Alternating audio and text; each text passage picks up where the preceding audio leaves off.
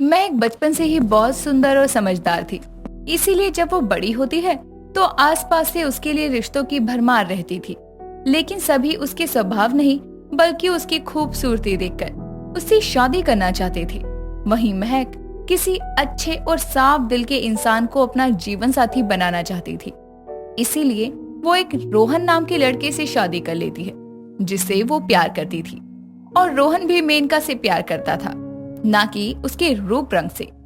रोहन की माँ भी शादी के लिए राजी हो जाती है और अगले दिन मेनका की मुंह दिखाई पर जब मोहल्ले के सभी लोग आते हैं। अरे मधु, तेरी बहू तो बहुत सुंदर है।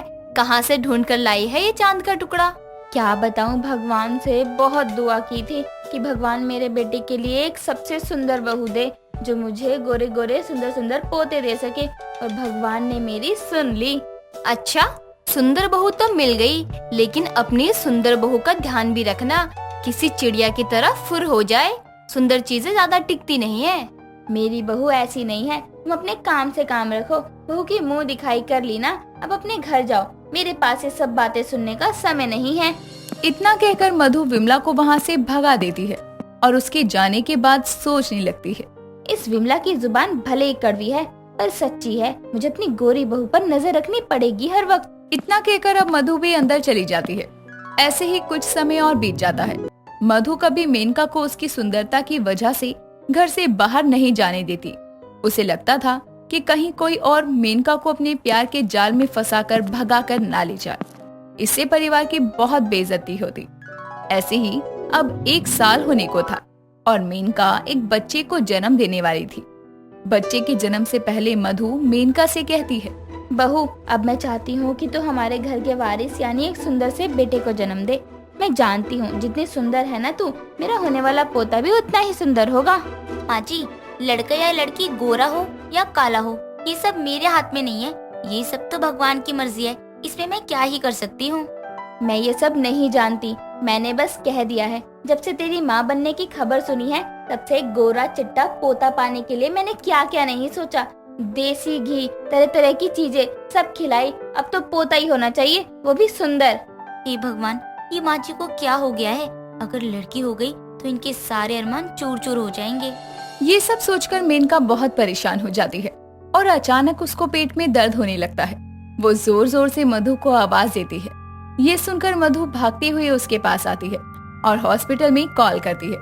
कुछ घंटों के बाद मेनका एक बेटी को जन्म देती है जो कि रंग में काली थी। रोहन अपनी बेटी को लेकर मुस्कुराते हुए अपनी माँ के पास जाता है और उसे कहता है, माँ देखो कितनी प्यारी बेटी हुई है हमें, बिल्कुल अपनी माँ पर गई है। हाय राम, क्या कह रहा है? लड़की हुई है? जरा दिखा तो।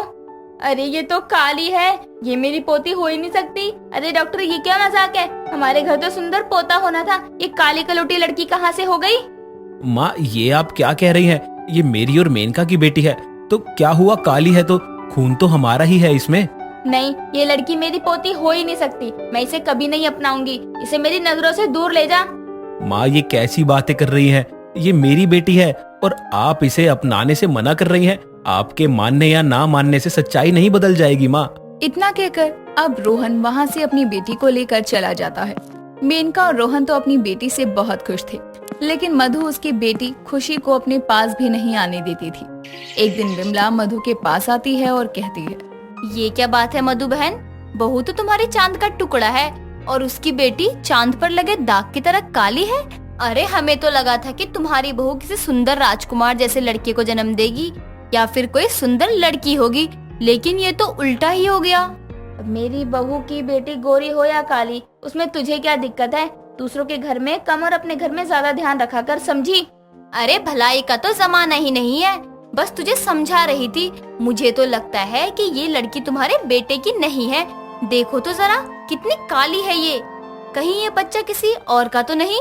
मेरी बहू के बारे में ये सब कहने वाली तुम होती कौन हो? यहाँ से निकल जाओ वरना अच्छा नहीं होगा। मधु एक बार फिर विमला को खरी खोटी सुनाकर वहाँ से भगा देती है और कहती है, ये निकम्मी विमला जब भी आती है एकदम कड़वी बातें करके जाती है, लेकिन मोई की बातें मन में घर कर जाती है। अब क्या करूँ, कहीं सच में बच्चा किसी और का तो नहीं है? राम राम, मेरे पेट में तो हलचल हो रही है। अगर सच में ये बच्चा किसी काले का हुआ तो मेरी तो नाक कट जाएगी जमाने में। पता लगाना ही पड़ेगा मुझे अब। इतना कहकर अब मधु वहाँ से चली जाती है।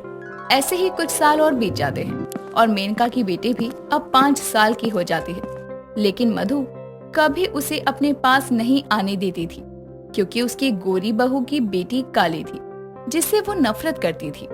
एक दिन मेनका का एक पुराना दोस्त उसके घर के बाहर मिल जाता है और उसे कहता है, बधाई हो मेनका, अब तो तुम माँ भी बन गई। बताओ पार्टी कब दे रही हो?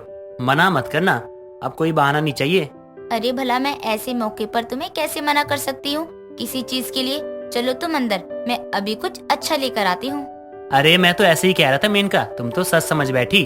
अरे मुझे कुछ काम है, जल्दी जाना होगा, पार्टी किसी और दिन करेंगे। अच्छा ठीक है, जब तुम्हारे पास टाइम हो तब आ जाना। ये कहकर मेनका वहाँ से चली जाती है और सुधीर भी घर के बाहर से ही चला जाता है। और ये सब मधु देख लेती है और घर में जाकर मेनका से कहती है, मैं तो समझती थी कि दाल में कुछ काला है, लेकिन ये दाल ही काली निकली। माँ जी अब क्या पहेलियाँ बुझा रही हैं? दाल में काला काली दाल? मुझे कुछ समझ नहीं आ रहा है कि आप कहना क्या चाह रही हैं। ये बताओ वो लड़का कौन था जो बाहर खड़ा था? कौन वो तो मेरा दोस्त सुधीर है, कॉलेज में हम दोनों साथ पढ़ते थे।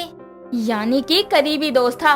मैं समझ गई, वो लड़का ही है ना तेरी इस काली बेटी का बाप, क्योंकि ये काली लड़की मेरे बेटे की औलाद हो ही नहीं सकती। ये आप क्या कह रही हैं माँ जी? ये बेटी मेरी है और आपके बेटे की है, आप मुझ पे ऐसे शक क्यों कर रही हैं? क्योंकि जिस तरह से वो लड़का तुझसे मिल रहा था, बात कर रहा था, उससे साफ पता चल रहा है कि तुम दोनों का अफेयर चल रहा है। आज जाने दे मेरे बेटे को, तुझे इस घर से बाहर निकलवा कर ही दम लूंगी। इतना कहकर मधु वहाँ से चली जाती है। और शाम को जब रोहन घर वापस आता है तो उसे मधु की एक की दो बात लगाकर बोलती है। लेकिन रोहन मेनका को अच्छे से जानता था, वो कभी ऐसा नहीं कर सकती थी, इसीलिए वो अपनी माँ को समझाकर शांत होने को कहता है। लेकिन मधु के दिल में अब भी अपनी गोरी बहू और उसकी काली बेटी के लिए नफरत कम नहीं हुई थी। एक दिन घर से सभी लोग गए हुए थे और वहाँ बस मधु और उसकी पोती थी। दादी भूख लगी है, खाना दे दो ना। क्या कहा खाना चाहिए? पहले तुम मुझसे दूर हो। सुन, मैं नहीं दूंगी तुझे खाना, समझी? भाग यहाँ से, मुफ्त का खाना खाती रहती हैं दोनों माँ बेटी। दादी बहुत भूख लग रही है, थोड़ा सा खाना दे दो। एक बार और दादी कहा ना तो उठाकर घर से बाहर फेंक दूंगी। इतना कहकर मधु उसे वहाँ से भगा देती है और खुद ऊपर के कमरे में जाने लगती है। तभी उसका पैर फिसल जाता है और वो सीढ़ियों से नीचे गिर जाती है। उसके सर से बहुत खून बहने लगता है। ये देखकर दिव्या भागती हुई बाहर जाती है और पड़ोस से विमला को मदद के लिए बुला कर लाती है। विमला जल्दी से हॉस्पिटल में कॉल करती है और मधु को जब पता चलता है कि उसकी जान उसकी पोती की वजह से बची है, तो ये जानकर उसे बहुत अफसोस होता है। जिसे वो कोसती रही, आज उसी ने मधु की जान बचाई। उस दिन के बाद से मधु अपनी पोती से बहुत करीब हो जाती है।